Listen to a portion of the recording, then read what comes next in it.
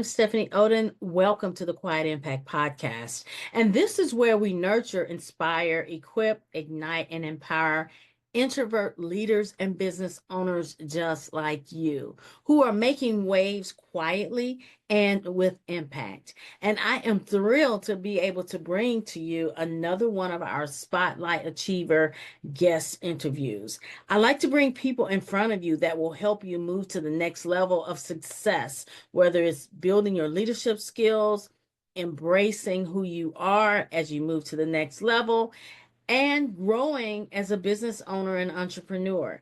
So I hope you grab some nuggets from what my guest shares with you. I know when my guests come on, I lean in too. I continue to learn from the people that I put in front of you. So let's dig in, shall we?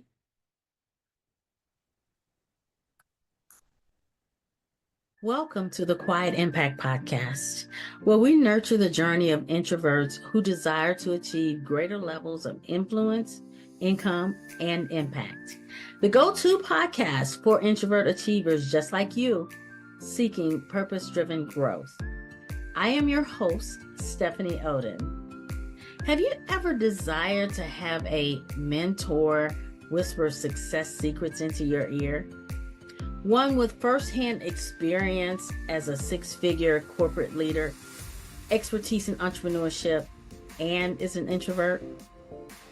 Tune into each episode where we will provide valuable insights into how introverts can effectively navigate life with full-time jobs, pursue career success, and delve into entrepreneurship. We will explore various business and career topics related to self-discovery, achieving success, and finding joy in the journey. My guest and I share real-life experiences, strategies, tools, and resources that will encourage personal and professional growth, self-empowerment, and living. Welcome to the Quiet Impact Podcast, and I am your host, Stephanie Oden, and I want to welcome you to this episode. First of all, I want to tell you, we are not shy or timid or needing to be fixed. We are an introvert, and that is our superpower. Introverted AFF. Absolutely fabulous and feisty. And I am so looking forward to my guest today, because one of the things she is going to share with you is near and dear to my heart, especially for business owners and leaders like you who may not have gotten the information that you needed to start your business. And so I want to welcome to my podcast today, Ms. Pamela Plick. Hello, Stephanie. It's wonderful to be here with you today. So good to have you, because we're going to talk about something that a lot of people don't want to talk about, but I've learned to like talking about money. Okay, but first, let me tell you a little bit about Pamela. She is on a mission, and it's clear in everything she does to empower women to confidently build wealth from the inside out. She provides education, strategies, and tools that help grow their financial independence, security, and their freedom. And she's a certified financial planner. She knows her stuff. She lives it. She's a practitioner, meaning she's doing it. She's staying current in it. She's a certified money coach, and she is the CEO and founder of Pamela Plick Wealth Management. She's a speaker and a best-selling author. Definitely make sure you get her book, Rise to Your Money Power, a step-by-step guide for building the foundation for an empowered relationship with money. And it really is a relationship. Her work has been highlighted on various media outlets. She is a show host of her own, and she brings a wealth of knowledge and experience to the industry and to field and to her craft. And I want her to share with us something that's not in the bio, because that's always an interesting part for me to hear that from my guest. Well, thank you. Thank you for that wonderful introduction. And outside of the titles and credentials, I am a heart-centered woman on a mission to help other women rise. And I've walked my own journey.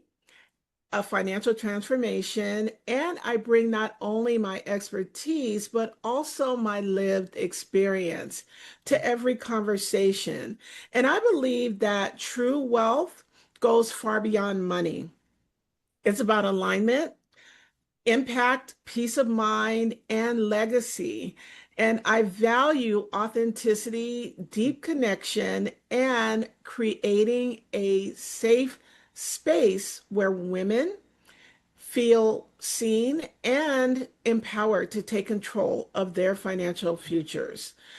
I love quiet mornings. I like to ease into my day, soulful conversations, and helping women rediscover the power they've always had within them. And what I do isn't just about money, it's about changing lives from the inside out. I think that is one of the things that really drew me to your message, is because having walked my own journey with money, it really wasn't the amount of money in the bank account.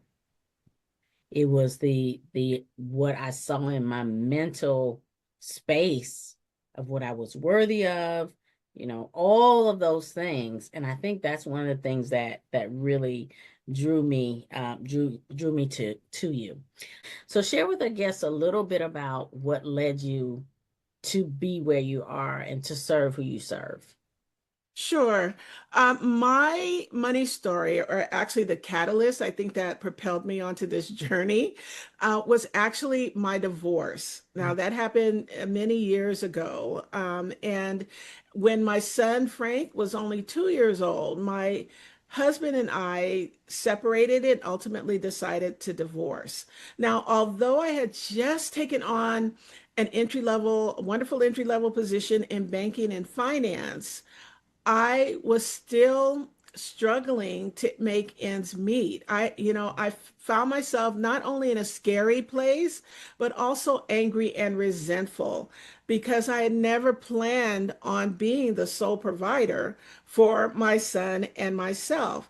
And now, although I was good at saving, I knew how to save, but I did not know the ins and outs of creating a financial plan or building wealth or any of that. And so my plan was to work really, really hard and hopefully be promoted. And then in turn, I would be able to spend more time with my son. Who else has that plan? Like, let me raise Absolutely. my hand. I had that plan too. Work really hard. Work Work really, really really, really hard. hard. Really, really hard. Get the promotion, and then I'll have more time with my family and to do the things. Yes. How did that work out for Yeah, you, well, you Liz? know what? That's not what happened. Yes, yes, I climbed the corporate ladder. Yes, I had a successful career, but at the expense was, I actually felt burnt out, not just physically, but mentally and spiritually from years of overwork. So fast forward, I actually had an epiphany. I asked myself, what do you really want beyond banking? Because I'd never even thought about that. What is it that you truly wanted? What was your vision for your life? And so I took a step back, gained clarity, and the first thing that I realized that I needed to do was to practice forgiveness. Forgiveness not only for my ex-husband, but and he was a good man. It wasn't that he wasn't a good man. We just couldn't make the marriage work. But forgiveness for him and forgiveness for myself, because honestly, I felt like a failure, being a single parent, raising my child. But that's when I did realize years later that was the catalyst. That divorce was the catalyst that propelled me onto the journey that I'm on today. And then the second thing that I needed to do was I needed to let go of beliefs that no longer serve me, like the belief that I had to work really, really, really hard in order to get ahead. And honestly, I know where that belief came from. That belief came from my military dad, Ah, who was my hero, but that was his reality in order to climb the military corporate ladder. mhm. But after seeing him pass away from illnesses that were stress related, I realized at a young age, fairly young age, I realized that, hey, I needed to figure out a better way. And then I also needed to look at ways that I was living my life, my financial life that no longer aligned with my values. And so I stepped into more education, became a certified financial planner practitioner, then later on a certified money coach, because I realized that I did not plan to stay in corporate America all of my working life. I really wanted to help other women who may not have gone through a divorce, but have had a catalyst in their life that's propelled them onto the journey that they're on today. And so, and I knew that I wanted to have my own practice. And so that's what I did. And I want to just say, that I am so grateful for the life that I have now, doing the work that I'm called to do, working with clients that I love, with not only financial freedom, but freedom of time to be able to spend doing the things that I love with family and friends. And as a side note, my son Frank, who is a man now, he is the light of my life. He is an amazing man.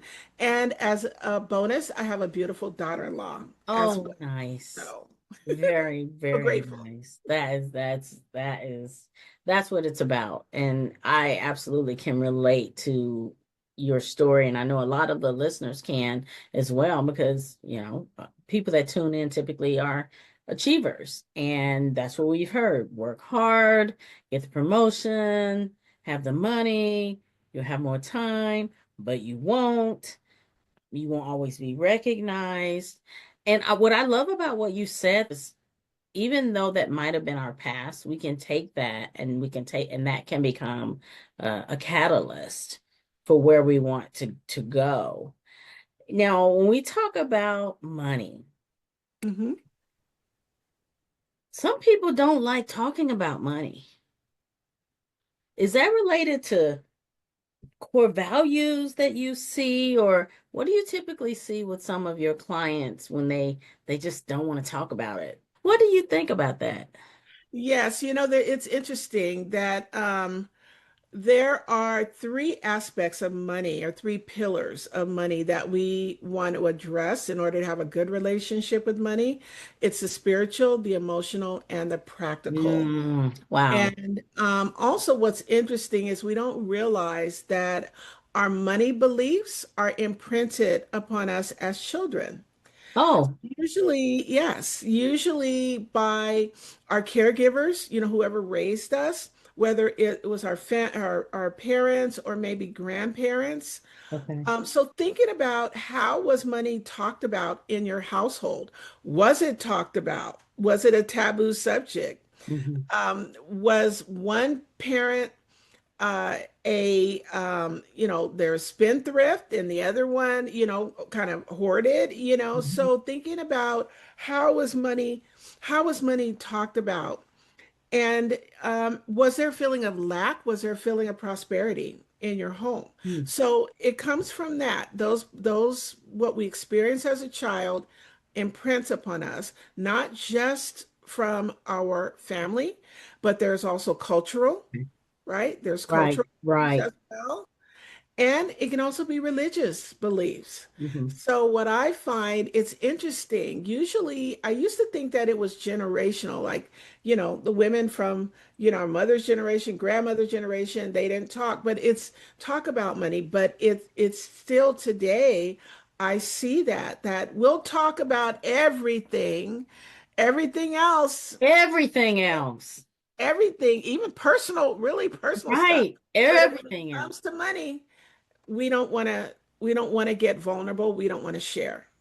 Uh, So Absolutely. And one of the things that shifted for me was it wasn't being talked about. I've done several business ventures, and as we shared in the previous conversation, they talk about how you can make so much, but nobody was talking about wisdom and taking a piece of that, and how do I take that and have it, my term is little money babies.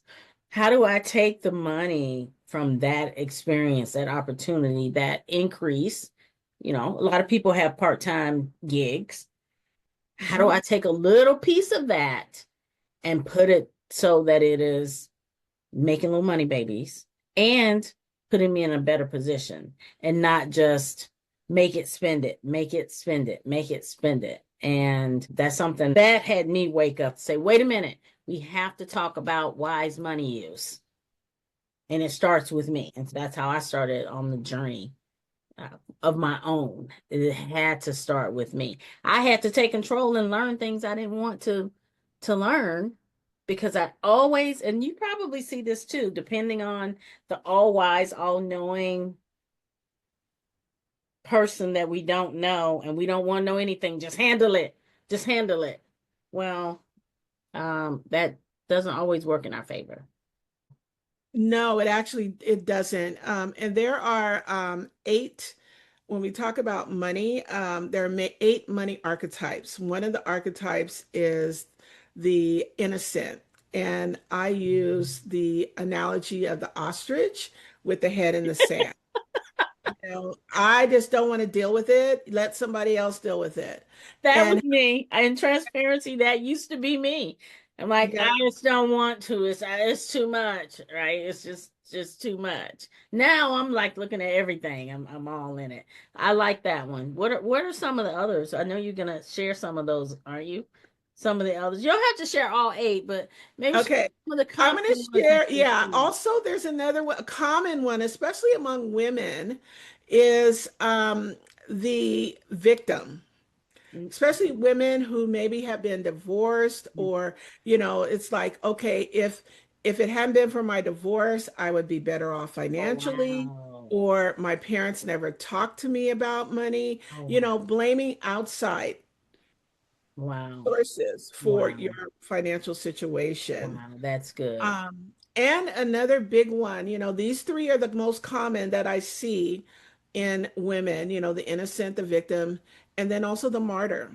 Because we are raised to be the caregivers, right? We're the nurturers. Absolutely. We take care of Absolutely. everybody else before A- we take care of ourselves. Absolutely. And when it comes to the the martyr in terms of a money archetype, we're helping people even at the expense of Mhm. our own financial security. And that can cause resentment, Mhm. and so there are three, I do want to share, there are three money archetypes. Now, naturally, we all have some version of all of the archetypes. Absolutely. Yes. Yes. And Yes. I use the analogy of a financial car. So the archetypes, we have dominant archetypes and we have passive archetypes. The dominant archetypes are the ones that are driving our financial car. They're in the Okay. front seat. Okay. And then there are our shadow archetypes or passive archetypes that are in the back seat. If you've ever had someone, you've been driving somewhere and they're backseat driving, telling you where to go or Yes. interfering, Yes. right? Yes. Yeah. And so that's what I use. Now, the three archetypes that we want to aspire to, we want to have driving our financial car, are the warrior, the magician, as well as the creator artist. The warrior is our masculine energy. The warrior gets stuff done. The warrior creates our vision, our big grand vision. We make sure that our vision is aligned with our values. And from that, we create goals and action steps to get us to that big grand vision. Okay. And the creator artist is the feminine energy. Okay. Feminine energy, we come up with the ideas and our, that actually that vision. How do we want our life to look? How do we want our businesses to look? And then the manifester, which is the magician, is the spiritual. The magician is the manifester. So the manifester, a magician, has a quiet knowing that we have our vision, we have our values, Mm. we're sticking to that, right? We have Right. our game plan. And so as a result, we have a quiet knowing that everything is in divine order. Nice. And one of the things you mentioned, like with, for example, going back to the innocent, or the ostrich with the head in the sand, the innocent can get overwhelmed by financial decisions. Hmm. And, being overwhelmed is a choice because you don't have to be overwhelmed. Just take the next step, right? The next Absolutely. inspired step. And if you know that you have a vision and your steps are leading to that vision, then that's all you need to do. What is my next inspired step? Instead of maybe looking at the entire picture, we can say, oh my God, I have all these things that I need to get done. How am I going to get to that? Just take one step at a time. And that helps you to stay out of overwhelm. I really So like those are what the you three. shared. Yes, I Mhm. like what you shared. The warrior, the magician, and the creative Creator artist. artist. And Yes. those align with the emotional, the spiritual, and the practical. Hmm. And as I'm thinking, processing in the moment here, those definitely align, and that makes sense. That makes a whole bunch of sense. Now, what I didn't, how long have you been independent and doing this and helping women specifically? Actually, I've been in the financial services industry for over 30 years. Oh wow, yes, yes, yes. Yes, and I actually started my practice in 2012. Okay, Now, I I took a stepping stone. I left corporate America and decided, hey, I'm done with this, and I did go to a full service brokerage firm. okay, So I wanted to learn, the ins and outs of investing and how to create or build a financial services practice. So for 4 years, I worked there. That was not for me because I really wanted to be able to work with the type of clients that I wanted to work with. mhm. And you can't do that, when you work Right, with for someone else. right, right, But right. like I said, the benefit was it taught me how to build and run a financial services practice. Then I left and started my own. I have my own practice, which is Pamela Plick Wealth Management. I'm independent, fee only financial, certified financial planner. And I really wanted more spirituality in my practice as well. And Mhm. that's where the money coaching comes in, or money mastery. Yes. Because I have the two sides of my practice, the money mastery, as well as the financial planning and wealth management. That's another side of my practice. And you So have a group, you have a community on Facebook. I What do. what's the It's name of that Rise to Your community? Money Power. And it's a community for women who are women entrepreneurs who are want to build a more empowered relationship with money while building thriving businesses. And Yeah. that's my Rise to Your Money Power. And it's named after after my book. Yes. And I'm in your community, and the information that you share absolutely supports the entrepreneur that's moving into, you talk about the things that we don't that nobody else is talking about.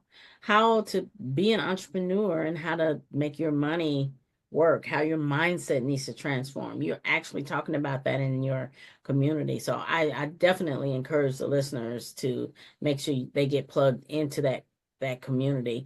And even if you're not an entrepreneur, what a lot of leaders don't understand, we understand it because we're on the other side of it, is even as a corporate employee, they're always want you to think more entrepreneurially. And being in an environment with other entrepreneurs helps you to think more entrepreneurially. So that's I just throw that plug out there. It's not an either or. It can be both because I Absolutely. was that what you experienced too. I heard it so many times. Be more entrepreneurial.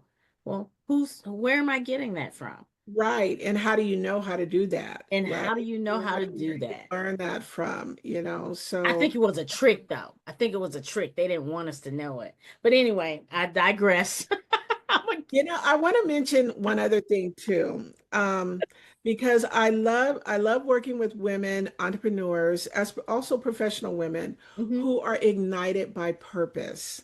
We know Yes. that we're called to bring our unique gifts into the world in Yes. ways that have the greatest impact. Yes. But the biggest objection that I hear from women as to why they're not able to do that is around money. Mm. And so the other thing is too that as women who are ignited by purpose, who strive to live an abundant life, money is not our number one motivator. Okay. And that's okay. Absolutely. I know that's what, and that's okay. But a part of abundance is prosperity. And we live in a physical world. So we need to have money to navigate that physical world. And so the more I tell my clients, the more money you make, the more good you can do in the I world. You don't have to know. I keep it know. all. I know. Absolutely. Absolutely. And I will say that to my community. Money in the hands of good people can do some really good things. Really good things. And it is nothing wrong with having a lot of it. Because if you're a horrible person, more money is not going to make you nicer. You're going to still be horrible. But if That's you're in purpose and you have the prosperity, you can really create change. And I think the more you share that message and others that are purpose centered, money's just a currency. And that's only one part of abundance. Money is just one part of it. But it's one we shy away from, but we can I like that financial flexibility, right? I like being able to have more of that. And I like fun vacations too. I'm just gonna throw that in there. I like those too. So tell me a little bit, since a lot of my audience is more the quiet achiever, the introvert achiever, and I know this because we've talked about it. Is you are a quiet achiever. You are an introvert, and again, primarily here we talk about it, but we don't walk around the world, except for me. We don't walk around saying, hey, I'm an introvert, but I do it because look, we're introverts. Get busy, not an excuse. So share with the audience a little bit how being an introvert, leveraging those qualities, how have they helped you on your entrepreneurial journey? sure. As an introvert, and it's interesting, we had a conversation recently, and I never described myself as an introvert. Someone else described me as that. And I said, well, I'm an introvert with a message, and I think that's truly important. So Mhm. as an introvert, I've learned to embrace the power of stillness, of getting quiet, reflection, and intentionality Mm. in everything that I do. And I listen. I listen deeply, not just to what's being said, but what's underneath. And I think that helps because you have to be quiet in order to hear those messages. And this allows me actually to connect with my clients on a profound level, as well as guide them in a way that feels supportive, intuitive, and deeply personalized because it's important, that when we're working with clients that they feel that we understand them, that we see them. Mhm. And then rather than chasing the noise of validation, because I don't need that external validation, I've built a business that is rooted in purpose, in trust, and quiet strength. And I think that's so important. And what I value so much is that I'm able to create a sacred, safe space for transformation for my clients Mhm. so that they can release limiting beliefs and truly step into who they were meant to be. So I believe that being an introvert is not a limitation, it's a superpower, like you mentioned earlier in your opening. And it's truly helped me to build a business that's rich in meaning, in Mhm. connection, and lasting impact. So now I embrace it. I love being a quiet introvert. I like what you said and how you leverage those innate characteristics that many of us have. Now, we're all at different spectrums of being an introvert, right? I mean, we're not, it's not a one size fit all, but there are some common characteristics. And I think one that really helps you connect with your clients, and you can tell me if I'm right, or you can tell me if I'm wrong, is your ability to listen when people are bringing you something that's really as intimate as money. I mean, talking about money is almost as, in some cases, more intimate than talking about sex, right? I mean, and being able to hold that space for them, you mentioned that, it's you having that skill is so important. It is. It is. And with clients, when we're talking about money, it can be, you remember we've said spiritual, Mhm. emotional, practical. Emotions come up, a lot of fear comes up, and sometimes people are embarrassed, because they feel like, oh my gosh, I should be further along, or, I made these Mhm. mistakes, Mhm. and so we have to have the ability to, let that go because we're not the only ones. There's a quote that I love. I think that the late Dr. Maya Angelou said it. She said, when you know better, you do better, right? So Absolutely. you, Absolutely. once you've learned, then you can do better. Yeah.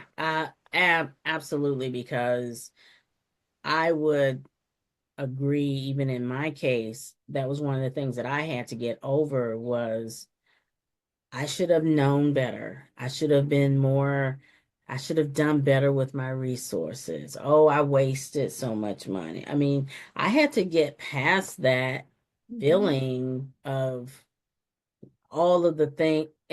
Going back to what you said originally, it's I had to forgive myself. I had to forgive myself because I only knew what I knew then. And now I know different. So now I can change that if I choose to. And I think that's so important that you let them know that they definitely can do that.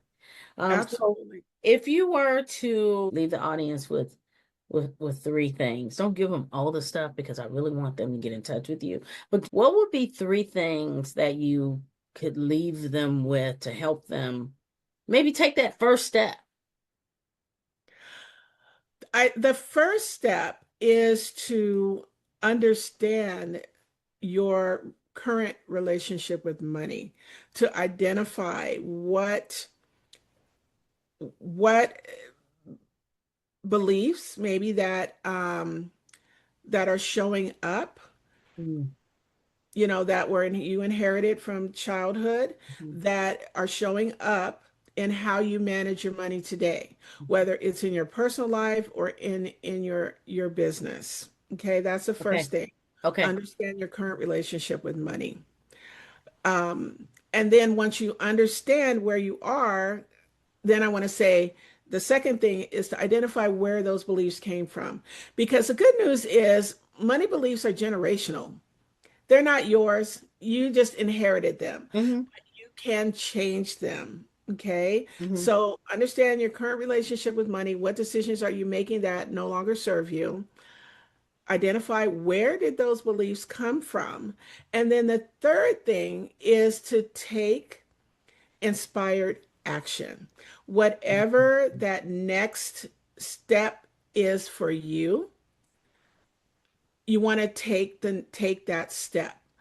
And one of the wonderful things is that there's so much information now, so many places that you can get financial education or financial literacy education. Now you can go into overload, and we don't want that. So, but Right, um, right. if you feel like you need to learn more about how to create a better relationship with money, that's a great thing.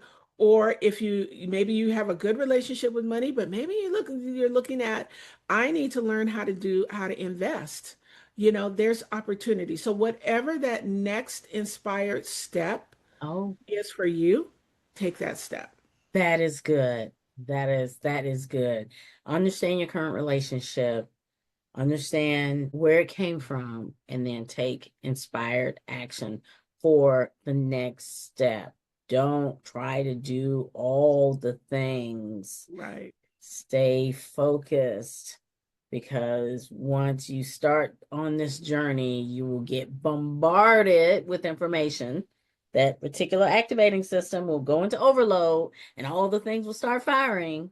But take Right. that next inspired action. That is so, so very good. So good. Well, Pamela, thank you so much for being a guest on the Quiet Impact podcast. And I really am looking forward to having you plug into my community. I have a private community, the Introvert Achievers Network, and I'm really looking forward to what we create in the future around that segment. And until then, tell the listeners at least one way that they can get connected up with you. Sure. I'd love to be connected, and I'm actually on all the social media platforms. Okay.